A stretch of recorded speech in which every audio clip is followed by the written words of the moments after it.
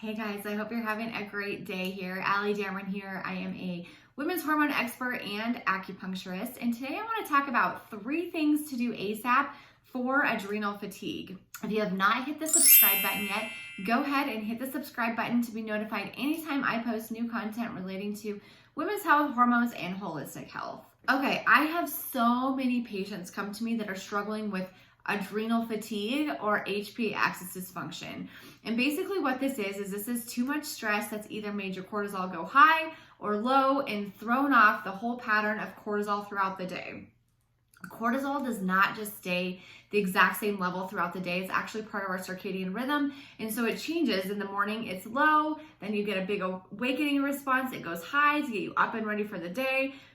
And then slowly throughout the day, it kind of comes down and then gradually declines into the night hours so that you can get a great night's sleep. So I've struggled with adrenal fatigue too. I have a video all about adrenal fatigue, and I also have a video all about how to regulate your cortisol or reduce it. So I'll post those in the description below so you can check those out as well. But if you're struggling with fatigue, painful periods, insomnia, anxiety, feeling overwhelmed a lot, sluggish thyroid, you're feeling like your immune function isn't great, you're feeling like you're tired and wired all the time, you're just not feeling like yourself, this video is for you. And these are 3 things that I want you to start doing ASAP. Again, not medical advice, but these 3 things can be really helpful at supporting your stress response, your adrenal glands, and your overall mineral balance. So the first thing that I want you to focus on is adding an adrenal cocktail to your day. So for my adrenal cocktail that I recommend doing about 2 to 4 ounces of orange juice or citrus juice with a lot of vitamin C. I recommend doing about 2 ounces of a pure coconut water with no sugar added, and then about 1/4 of a teaspoon of sea salt. If it's too salty for you, that's fine. You can lessen the amounts. You can kind of, change around these ingredients to taste for yourself a little bit. But we want to really focus on our minerals and our vitamins. So in this adrenal cocktail, we have sodium, potassium, magnesium, calcium, vitamin C. We have a lot of things, a lot of micronutrients that your adrenal glands and your stress response really need. Stress itself will deplete these minerals, and minerals in our bodies are like little spark plugs. And so every single reaction in our body needs these micronutrients to function right. And if we don't have the right amounts, or they are imbalanced or off in the ratios or whatever, things are not going to function quite as optimally. So a lot of people just kind of use electrolytes, sparingly, or if they think just maybe endurance athletes need them or whatever. But electrolytes are super, super helpful for, again, balancing our 4 master minerals, which are sodium, potassium, calcium, and magnesium. So add in this whenever you want throughout the day. Some people do it in the morning. Some people like it as an afternoon pick-me-up. That's fine, but I really, really like to add this adrenal cocktail throughout the day or one time during the day to really give your body a bunch of micronutrients to support your stress response. Number 2 is to eat breakfast. I talk about this all the time on this channel too. I have a video all about what intermittent fasting does to your hormones. If you're interested in looking at that, I'll leave it in the description below. But I'm a fan, especially if your body is in a big stress response and you've gone through kind of the ringer, you're feeling all the symptoms I mentioned earlier, you need to eat breakfast. When we wake up in the morning, our blood sugar has gone through all of it, or all of our glycogen stores have been gone through while we slept. And so our blood sugar tends to be pretty low in the morning. And if we don't eat, then it switches over to more of a cortisol response, and it causes a lot of stress in addition to blood sugar dysregulation in our body. So my recommendation is, if you have adrenal fatigue or you're feeling like you're stressed, you're going through a stressful season of your life, you're feeling imbalanced, you're feeling any hormonal symptoms, I recommend eating breakfast. And to break your fast or to do breakfast, you can do it based on when you physically get hungry in the morning. And I want you to be honest with yourself about this.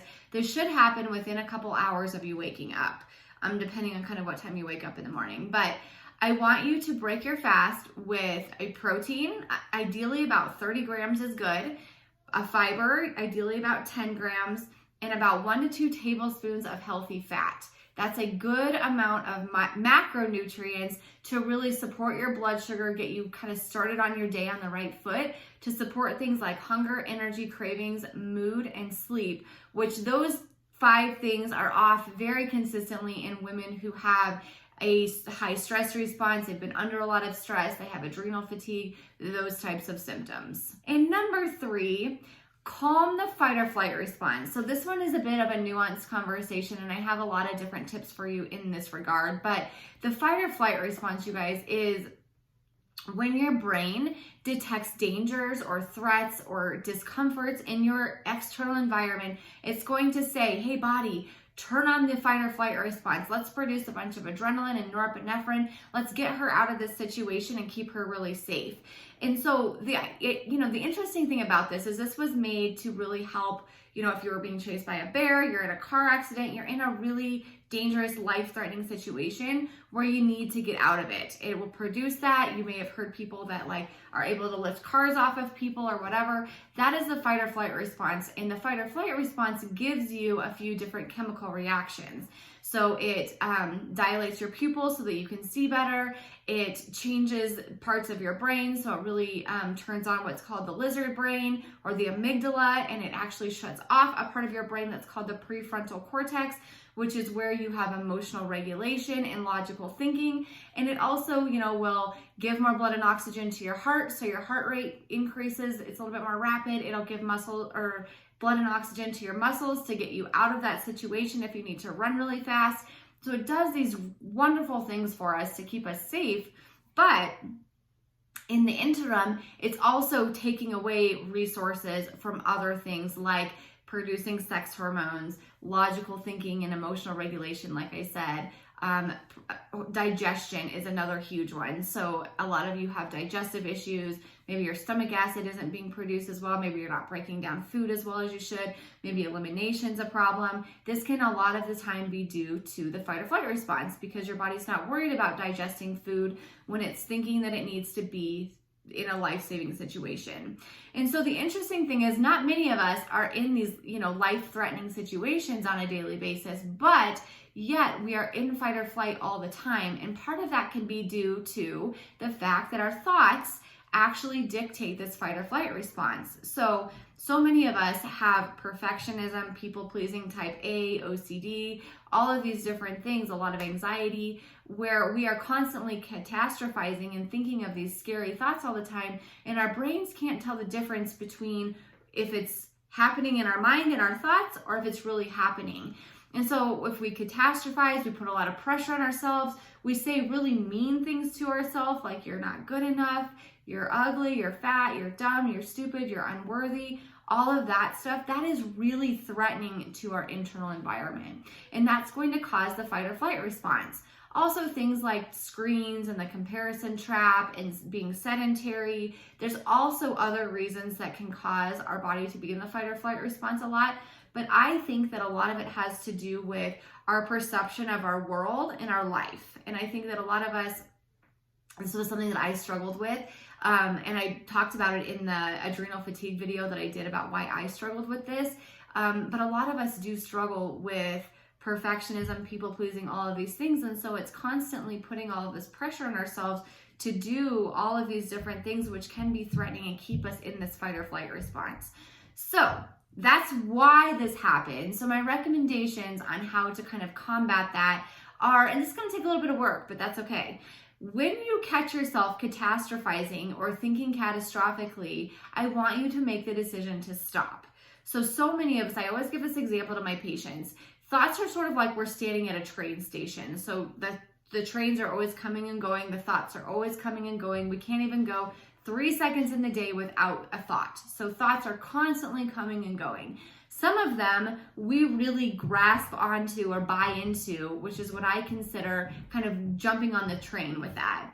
And the good news is we should be empowered here because we get to decide which thoughts we actually buy into and which ones we just sort of let go and kind of watch just go by us. And so be very choosy and be careful which thoughts you actually buy into and which ones you actually believe. And think about it, you guys, like I said, we can only go 3 seconds without a thought per day. our brain gives us lots of crazy thoughts, lots of things that are super illogical, super weird, that we just sort of like don't even recognize or realize or buy into at all. And these other things, sometimes we really buy into these thoughts about like our limiting beliefs and those types of things. And I just want to empower you to realize that you get to decide which thoughts you buy into, which ways that you let your brain freak you out. And so choose wisely on that. And so I want you to kind of practice on that. But the other thing that you can do is, I always give the example of this too. Our nervous system, this fight or flight response, is kind of like a snow globe. So think about a snow globe when we're constantly shaking it up all day. We're having all of these thoughts and deadlines and perfectionism and people pleasing and type A and running around and taking kids here and there, constantly revving up that snow globe. So at some point in the day, we have to learn that we have to set that snow globe down and let kind of like the snow come down, let the dust settle a little bit in our nervous system. That's what I visualize. Still to this day, I went through this healing, and we're never healed is the thing. We're constantly getting new situations. We're constantly getting new stressors. And so it's something that we constantly need to be aware of, in my opinion. And so I constantly am thinking about, okay, have I let things come down? Am I relaxing, rejuvenating, kind of renourishing my nervous system? Or am I still revving it up with all the things that I'm doing, thinking, and feeling? And so I hope that was helpful, kind of a mini lesson on the fight or flight response. And I have a video that I'm going to do all about the fight or flight response and how to get you out of that I'll cover a lot more ground in this. But I just wanted to give you a little preview of that, because it's really the thing that keeps so many women stuck in hormonal imbalances, mineral imbalances, PMS symptoms, anxiety, overwhelm, insomnia, low energy, chronic pain, because the fight or flight response does also increase inflammation, digestive issues. There's so many different symptoms associated with this, and a lot of it ties back to us in our stress response or this fight or flight response. So I hope this video was helpful.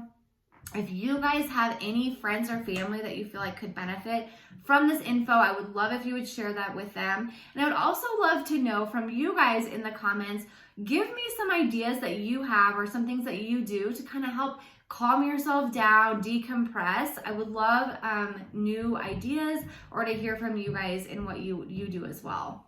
If you have not hit the subscribe button yet, go ahead and do that so you'll be notified anytime I post new content relating to women's health, hormones, or holistic health. And lastly, I have a brand new guide for you called 6 Evidence-Based Habits for healthy hormones, where I go through 6 more things that you guys can do, just super simple stuff like this, to really get yourself on a path to health. You can download that at alidamron.com/habits, and I will also leave the link for that in the description below.